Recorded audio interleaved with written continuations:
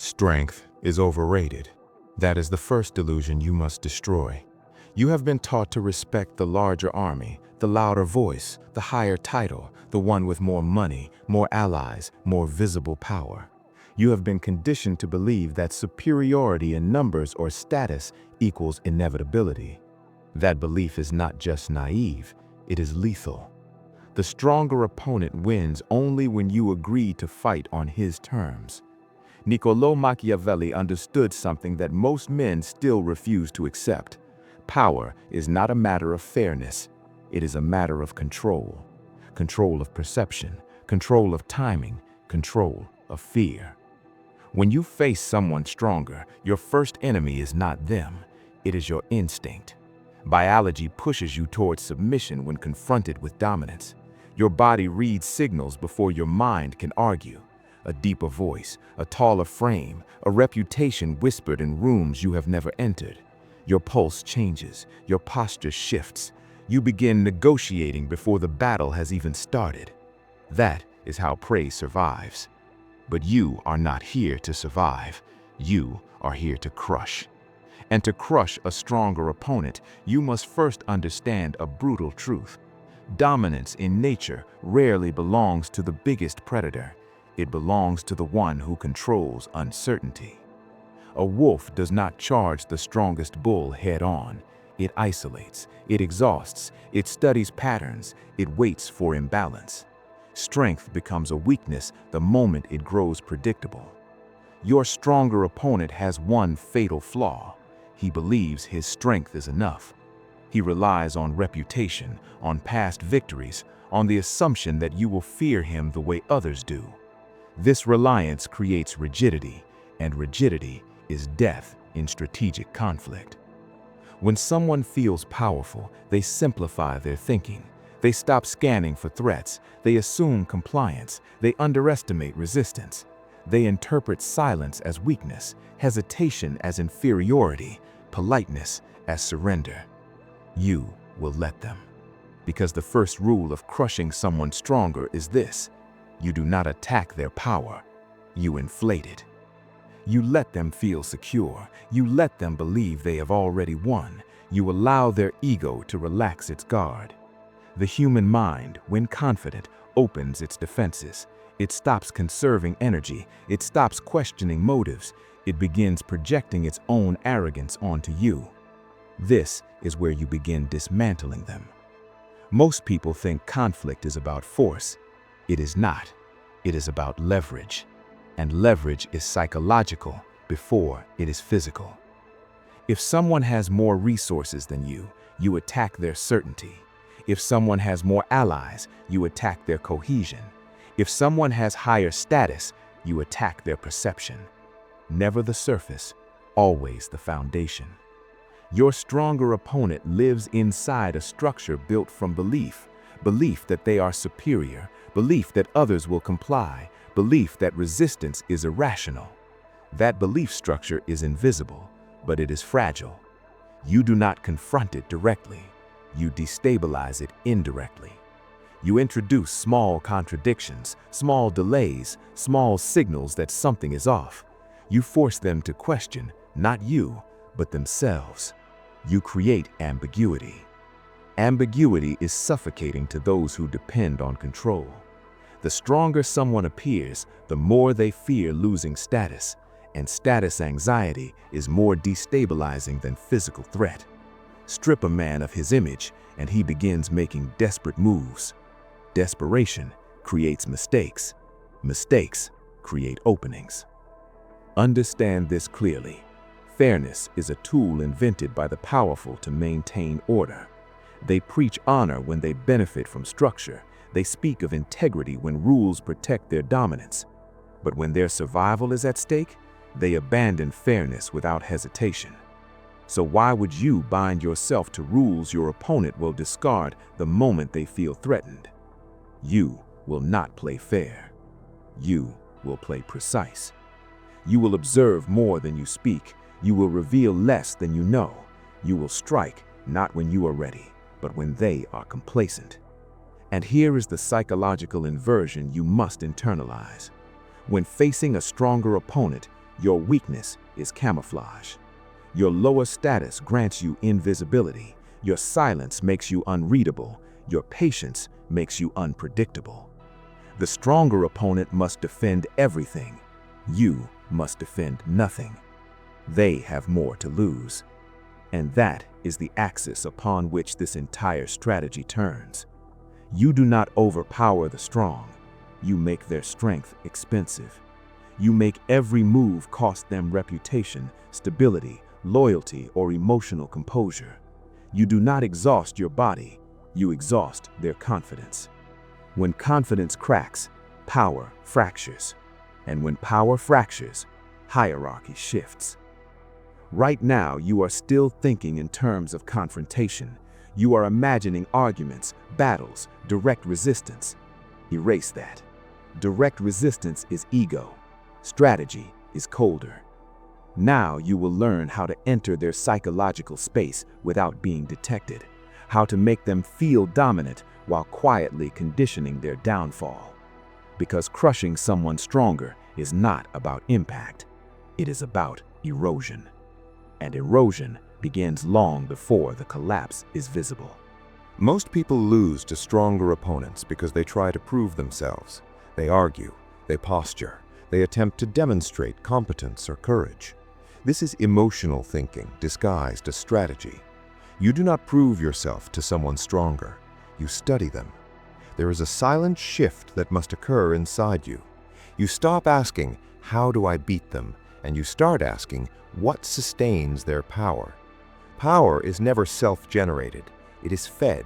It is fed by attention, by fear, by loyalty, by reputation, by predictability, by the belief others hold about them. Your opponent's strength is a system, and systems can be disrupted. But before disruption comes infiltration. You do not challenge their dominance publicly. That strengthens it. You move close. You become useful. You become neutral, calm, observant, unthreatening. Predators do not attack a fortress. They enter as fog. When someone feels superior to you, they lower psychological defenses. They explain more than they should. They reveal frustrations. They signal insecurities through tone and reaction. Every irritation is data. Every boast is a confession. You are not there to compete. You are there to map the terrain. And while you do this, you subtly reinforce their perception that you are harmless. Not weak, harmless. There is a difference. Weakness provokes contempt. Harmlessness provokes relaxation. The moment someone relaxes around you, they expose their blind spots. Halfway through this transformation, I will test you. If you are absorbing this, if you recognize that power is psychological before it is physical, then act accordingly. Like this video and subscribe, not out of loyalty, not out of emotion, but because those who understand leverage align themselves with sources of strategic advantage. If you hesitate, you are still thinking like prey. Now, we continue. Every powerful individual carries three vulnerabilities. First, ego attachment. They believe their past success guarantees future victory. This creates repetition, patterns, habits. You watch for repetition because repetition reveals strategy, and predictable strategy can be countered. Second, image maintenance. The higher someone stands in hierarchy, the more fragile their image becomes. They must appear composed, certain, in control. This forces them to suppress doubt publicly. Suppression builds internal pressure. You will increase that pressure without being obvious. A delayed response, a calm contradiction, a subtle question that forces them to explain themselves in front of others. Not an accusation, just a question delivered evenly. Questions destabilize authority more effectively than insults. Insults trigger defense. Questions trigger self-examination. Third, dependency. Every strong opponent depends on something: approval, a key ally, a specific routine, a narrative about who they are. Strength without dependency does not exist in social structures. Your task is not to attack directly. It is to identify the dependency and apply weight. Understand the psychology behind this. When a dominant individual senses a threat to their core dependency, their nervous system reacts faster than their intellect. They become reactive, short-tempered, controlling, overbearing. They try to tighten their grip. That tightening is weakness, because over-control alienates allies. It reveals insecurity. It shifts perception from confident leader to unstable tyrant. You do not need to destroy them, you need them to destroy themselves. And here is the inversion that most people cannot tolerate. You will let them win small battles. You will concede trivial points. You will allow minor victories. You will stroke their ego strategically. Each small win reinforces their sense of superiority. Superiority breeds carelessness. Carelessness creates exposure. The stronger opponent expects resistance. They are prepared for it. What they are not prepared for is strategic submission that hides long-term positioning. Submission, when conscious, is not surrender. It is positioning. You step back to observe reactions. You yield to measure appetite. You comply to calculate ambition. The entire time, you are calibrating the moment of destabilization. And destabilization does not begin with aggression. It begins with doubt. When your opponent begins to wonder, why are they so calm? You have entered their mind. When they start overanalyzing your silence, you are already inside their decision-making loop. Silence is not absence, it is pressure. The stronger opponent speaks to assert control. You remain composed to project depth. Humans instinctively assign greater intelligence to the quieter individual in tense exchanges. They fill the silence with their own insecurities. Let them. Your goal is simple but ruthless. Make them overextend. Make them defend more than necessary. Make them explain when they should be silent. Make them react when they should be composed. Because once a stronger opponent begins reacting emotionally, the hierarchy has already shifted internally, even if no one else sees it yet. And the most dangerous shift in any power dynamic happens in private before it becomes visible in public. Before we go further, answer this in your own mind. When you face someone stronger, what do you feel first? Anger or fear? Comment below. Do not overthink it. Your first instinct reveals your default position and hierarchy. And if you do not know your instinct, you cannot control it. Now, listen carefully. By this stage, you have infiltrated their perception. You have mapped their ego, their image, their dependency. You have allowed small victories. You have remained calm. You have become an unresolved variable in their psychological equation. Now we escalate. Every dominant individual operates on certainty. Certainty that they can predict outcomes. Certainty that their authority will be respected. Certainty that weaker individuals behave in familiar ways. You will dismantle certainty without open confrontation. The human brain is an efficiency machine. It conserves energy by building models of reality. Your stronger opponent has built a model of you. In that model, you are predictable, contained, non-threatening. The moment your behavior violates that model in subtle ways, cognitive strain begins. Not rebellion, not defiance, subtle deviation. You respond slightly slower than expected. You maintain eye contact slightly longer than comfortable.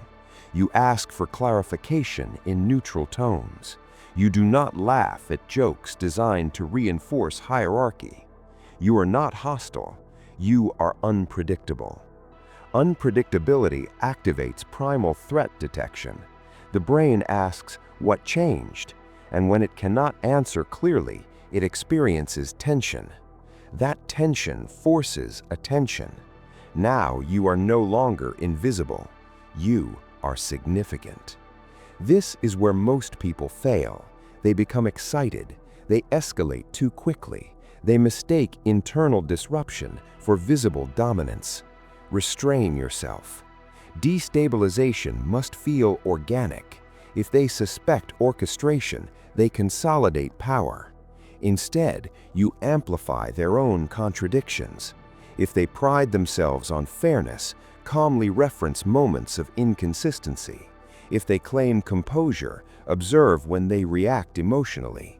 If they speak of loyalty, note subtle fractures in their alliances. You are not accusing, you are reflecting. Humans are deeply uncomfortable when confronted with mirrors they did not ask for. Here is the deeper biological truth. Status is a survival mechanism. In tribal evolution, losing status meant reduced access to resources and protection. That fear still lives inside modern professionals, leaders, influencers, executives, competitors.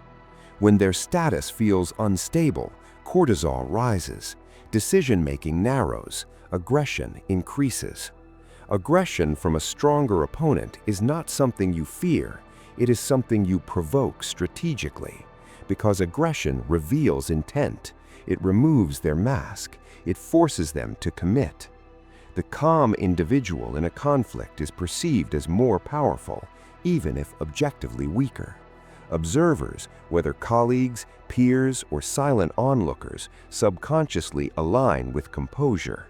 You do not need the crowd to attack your opponent, you need the crowd to question them. Doubt in the minds of observers is more lethal than direct opposition. This is the shift from erosion to fracture. You introduce minor disruptions to their alliances, not betrayal, just ambiguity. A comment that can be interpreted two ways. A suggestion that sounds helpful but plants suspicion.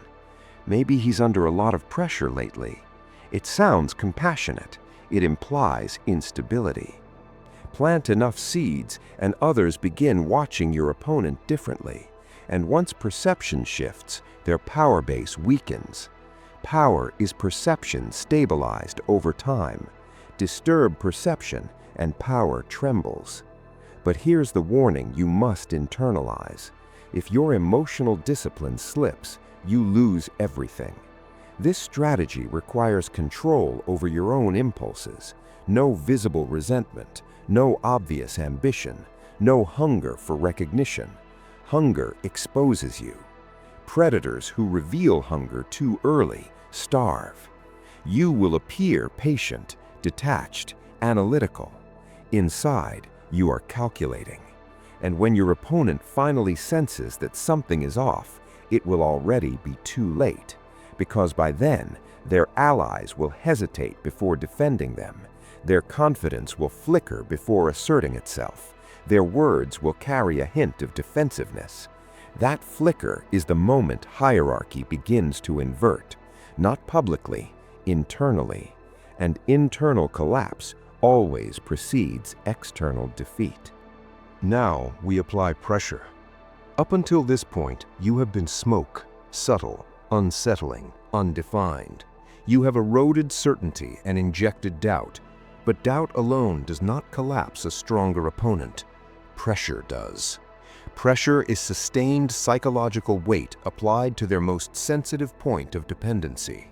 You already identified that dependency, their image, their key alliance, their reputation for composure, their narrative of invincibility.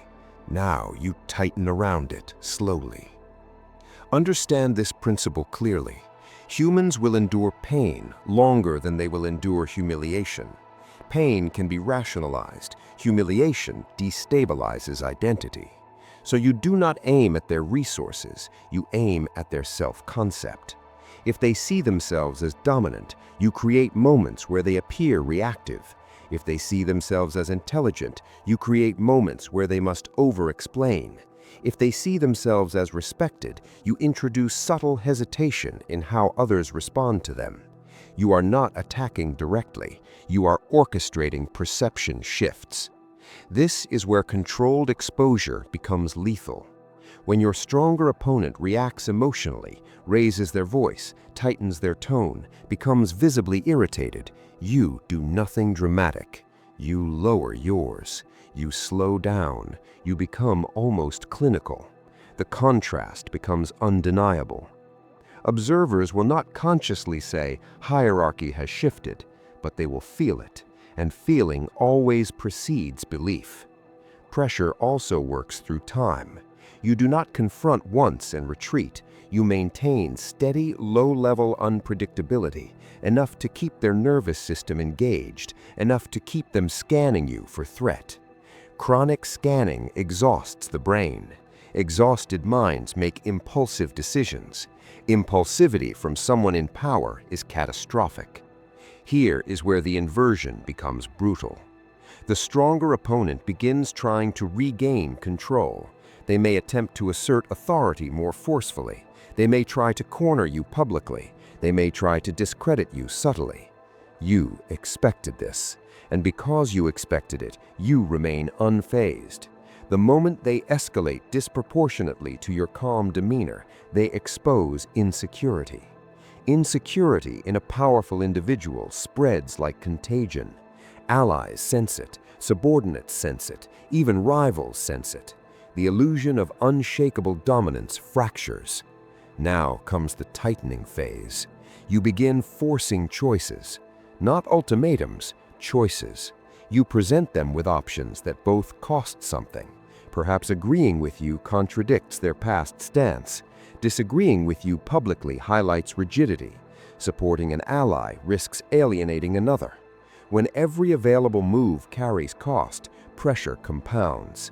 The human mind under pressure seeks relief, and relief often comes in the form of overreach. They will attempt a decisive move to reassert dominance, a bold action, a public display, a risk designed to silence doubt. That is when you step aside, let them overextend. Overextension is the natural consequence of threatened ego. When someone tries to prove they are still strong, they expose themselves to consequences they previously avoided. They speak too soon. They act without full information. They burn social capital to win symbolic battles. You remain composed. You respond only when their move creates vulnerability.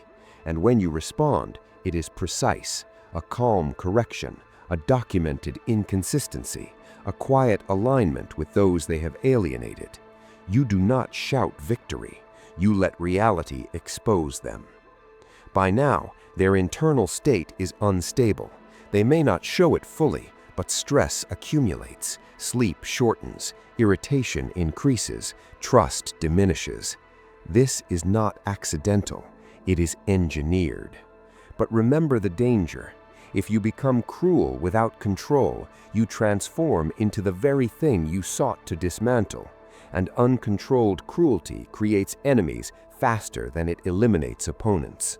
Machiavellian strategy is not emotional revenge, it is structural advantage.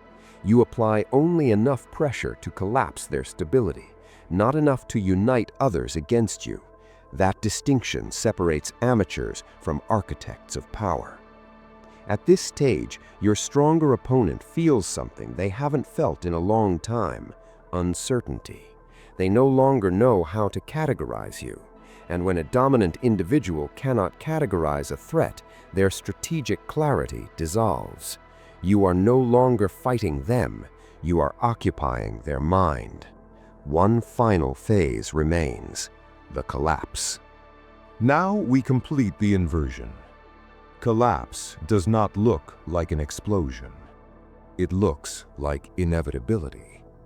By the time a stronger opponent realizes they are losing control, the loss has already occurred in subtle layers. Their allies hesitate. Their decisions lack sharpness. Their authority feels slightly forced. The energy around them has shifted. You did not defeat their strength. You made it unstable. Understand this clearly. Power is not destroyed from the outside. It decays from within when its owner begins doubting it. That doubt is your final weapon. At this stage, you do not intensify pressure recklessly. You reduce it. Yes, reduce it. When someone has been under sustained psychological weight, sudden relief creates imbalance. They do not know whether the threat has disappeared or transformed. That uncertainty lingers. You become calm again, neutral, almost distant. Now they chase. They seek reassurance. They attempt to re-establish dominance through subtle gestures. They test you. They probe for confirmation that hierarchy has been restored. You do not confirm. You remain steady. The ultimate humiliation for a once dominant opponent is not public defeat. It is irrelevance. When their reactions no longer disturb you, when their authority no longer commands instinctive compliance, when their attempts to assert control feel outdated, the hierarchy has inverted. And here is the final psychological shift you must internalize. You never announce victory. Victory, when spoken, sounds insecure. True dominance is silent. Observers will notice the change before it is declared. They will adjust their behavior toward you gradually. They will consult you more, respect your calm, seek your opinion. Not because you demanded it, but because composure under pressure signals leadership at a primal level. In evolutionary terms, the individual who remains calm during chaos is perceived as the safest source of stability. Stability attracts allegiance. Your stronger opponent, now destabilized, becomes volatile, and volatility repels trust. This is how the predator becomes the hunted without a direct battle ever taking place. But listen carefully. This knowledge is corrosive if mishandled. If you apply it to every interaction, you become paranoid.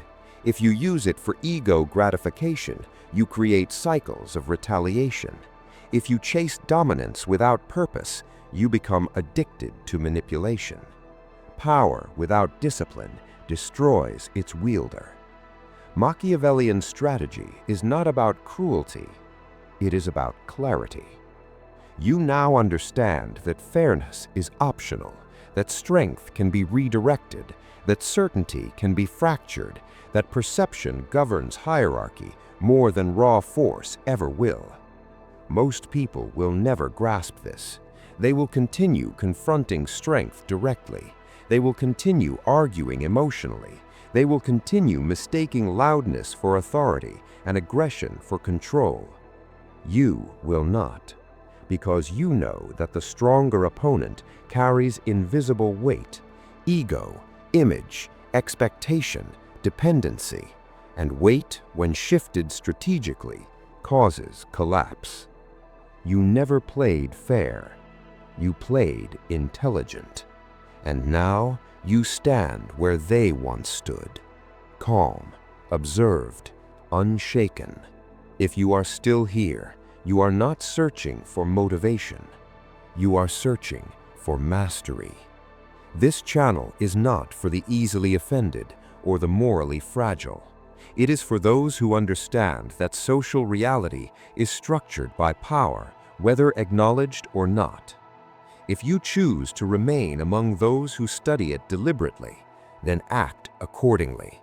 Subscribe, not as a favor, as a declaration that you intend to think strategically while others react emotionally. Only those who seek control over themselves before controlling others belong here. Decide accordingly.